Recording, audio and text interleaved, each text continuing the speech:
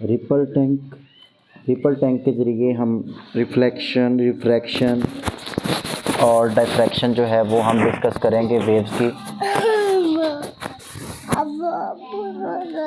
Ripple tank एक device है जो क्या करता है, वाटर वेव्स पैदा करता है। वेव वाटर वेव्स पैदा करेगा और उसकी करैक्टरिस्टिक्स को हमको क्या करेंगे, डिस्कस करेंगे। तो ये ऑपरेटस है वो रेक्टेंगुलर ट्रे, ये वाली रेक्टेंगुलर ट्रे पे जो है वो कंसिस्ट होता है और उसकी जो बॉटम है वो ग्लास की होती है, ठीक है, शीशे की होती है। तो हमने क्या करना है, और तकरीबन हाफ मीटर जो है आपने ऊपर जो है वो आपने इसको रखना है। नीचे जो है आप ग्लास की इसलिए है क्योंकि आपने नीचे उसकी जो वेव्स को डिस्कस करना है, ठीक है। अच्छा, तो वेव्स प्रोड्यूस कर सकते हैं किससे, वाइब्रेटर से। यहाँ पे हमने कोई वाइब्रेटर लगाया होगा जिसकी जो थोड़ी सी सतह है वो पानी के साथ टच करेगी। जब वाइब्रेटर वो वाइब्रेट करेगा तो पानी भी साथ वाइब्रेट करेगा और उसमें वेव्स पैदा होंगी। तो जो वाइब्रेटर है, यहाँ पे इलेक्ट्रिक मोटर है हमारे पास, क्या है, इलेक्ट्रिक मोटर है जो किस पे है, ऊपर वुडन पे है। क्यों? क्योंकि ये पहली बात तो ये है कि हम बिजली को डिस्कस कर रहे हैं तो इसलिए वुड के ऊपर रखा हुआ है हमने, इंसुलेटर के ऊपर। तो हम क्या करते हैं, ट्रे के ऊपर रखते हैं कि उसका जो लोअर है पार्ट वो जस्ट पानी के साथ क्या करे, टच करे।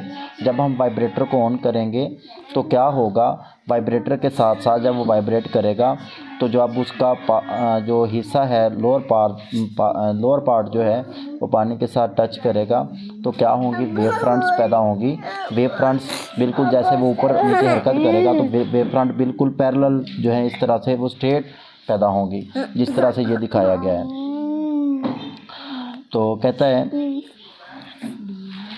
एन इलेक्ट्रिक बल्ब इज़ हंग, ऊपर एक बल्ब जो है वो लटकाया हुआ है कि जैसे हमने इमेज देखना है वाटर का कि नीचे चला जाए, ठीक है, जिस पे भी हम उसको डिस्कस करना चाह रहे हैं। जैसे स्क्रीन है नीचे, ठीक है, ये नीचे हम व्यू करेंगे, उसको देखेंगे। तो क्रस्ट और ट्रफ जो है वेव के अपीयर होंगे, क्या होंगे, कुछ लाइंस हमें मिलेंगी, कहीं पे वो डार्क होंगी, कहीं पे वो क्या होंगी, ब्राइट होंगी, ठीक है। हम एक्सप्लेन करते हैं रिफ्लेक्शन ऑफ वाटर को। सबसे पहले इस रिपल टैंक से हमने रिफ्लेक्शन को भी डिस्कस करना है, रिफ्रैक्शन को भी डिस्कस करना है और डायफ्रैक्शन को भी हमने क्या करना है, डिस्कस करना है। हमने क्या करना है, कहता है हमने रिपल टैंक के ना हमने रुकावट रख देनी है, उसके आगे कोई भी बैरियर रख देना है। तो क्या होंगी, रिफ्लेक्ट होंगी वेव बैरियर से, तो क्या होगा, किसी एंगल से वो उसके साथ टकराएंगी। जैसे ऐसे आपने उनके रास्ते में कोई बैरियर, कोई भी रुकावट रख दी तो वेव आएंगी, टकराएंगी, उसी मीडियम में वापस चली जाएंगी। इसे ही हम रिफ्लेक्शन कहते हैं, इसे हम क्या कहते हैं, रिफ्लेक्शन कहते हैं। और ये जो है लॉ ऑफ रिफ्लेक्शन को जो है वो क्या करेगा, ओबे करेगा। वो किस तरह कि जिस एंगल के साथ जाके वो टकराई है ना, एक नॉर्मल बनाते होते हैं, नॉर्मल होता है जो एक 90 का एंगल बनाता होता है, ठीक है ना। जैसे हम नॉर्मल लेते होते हैं मोस्टली कि वज़न उसका नीचे की तरफ हमल करता है, नॉर्मल फोर्स बिल्कुल क्या होती है, उसके 90 का एंगल बनाने वाली।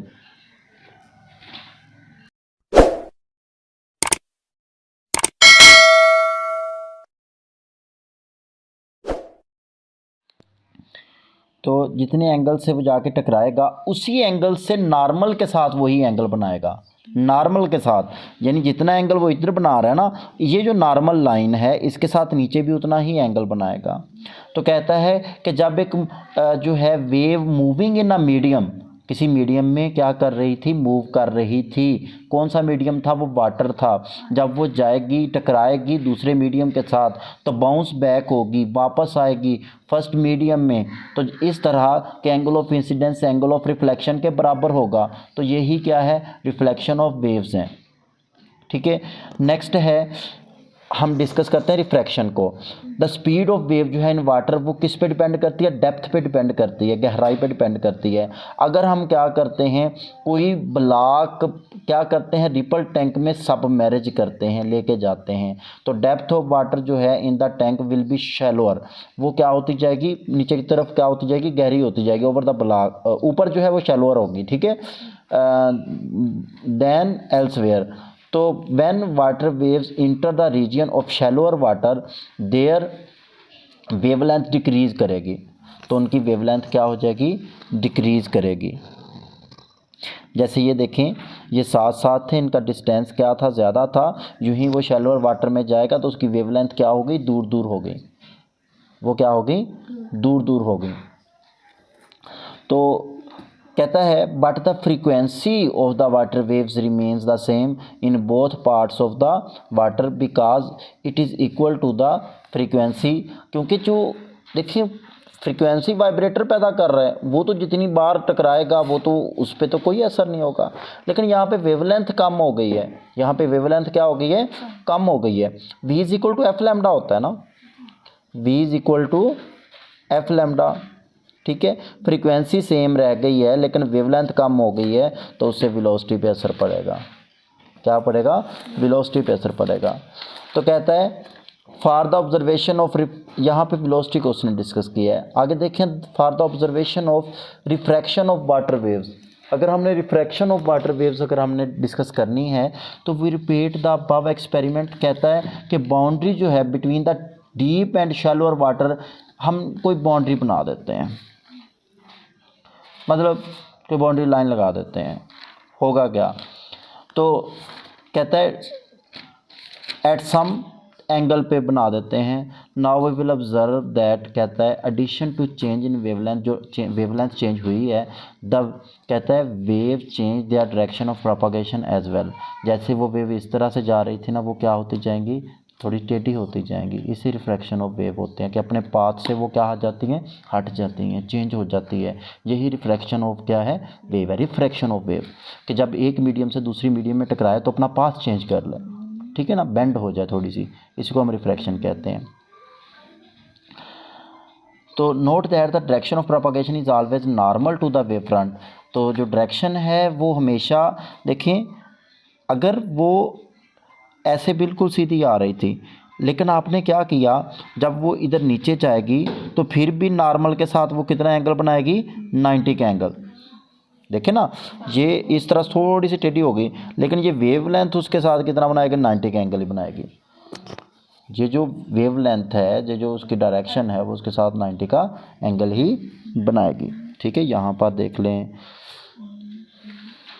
सिंपल सी बात है, जब डीप से शैलोअर वाटर में जाएगी, कम गहरे पानी में जाएगी, तो क्या हो जाएगी, बेंड हो जाएगी, क्या हो जाएगी, बेंड हो जाएगी। और एंगल पहले भी अगर हम देखें तो वेव फ्रंट से इस तरह से थी, नॉर्मल लाइन ये ब्लैक कलर की है, वो 90 का एंगल बना रही थी, लेकिन यूं ही वो बेंड होगी, लेकिन वो नॉर्मल के साथ उतना ही एंगल बनाएगी, नॉर्मल थोड़ा सा नीचे की तरफ जाएगा, ठीक है ना, तो उतना चेंज होगा। तो यही रिफ्रैक्शन ऑफ वेव है। इसकी डेफिनेशन क्या है हमारे पास, कहता है व्हेन अ वेव एक मीडियम से दूसरे मीडियम में दाखिल होती है तो ये अपनी डायरेक्शन चेंज कर लेती है। बात समझ आ रही है। आगे है डिफ्रैक्शन। डिफ्रैक्शन क्या है, ये फिनोमिना है जिसमें एक वेव जो है बारीक सुराख से क्या हो जाएगी, आगे स्प्रेड हो जाएगी, इसी को हम डिफ्रैक्शन कहते हैं।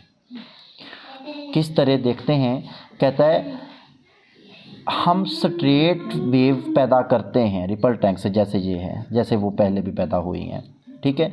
अब हम क्या करते हैं, ऑब्स्टेकल रखते हैं, हम उसके अंदर एक रुकावट रखते हैं कि उसके दरमियान जो है सेपरेशन जो है, ये वाला सेपरेशन उतना ही है जितना वेवलेंथ के दरमियान डिस्टेंस है, यानी वेवलेंथ है जितनी उनकी, दो वेव्स के दरमियान जो डिस्टेंस है, दो क्रस्ट के दरमियान जो है डिस्टेंस है, या दो ट्रफ के दरमियान डिस्टेंस है, ठीक है ना। तो अब आपने क्या हुआ है, उसको रखा हुआ है आफ्टर पासिंग स्मॉल स्लिट, ये जो स्लिट है बिटवीन टू ऑब्स्टेकल, जो एक सुराख है, उसमें से जब वेव्स गुजरेंगी तो wave will spread every direction में जाएंगी। तो क्या करेंगी, सेमी सर्कुलर पाथ में होती जाएंगी। बात समझ आ रही है। Diffraction of wave can only B observe clearly, कहता है साइज ऑफ द ऑब्स्टेकल, जो साइज है ना यहाँ पे उतना ही हम रखेंगे स्प्लिट का, अगर इजीली अगर आपने ऑब्जर्व करना है जितनी उसकी वेवलेंथ है।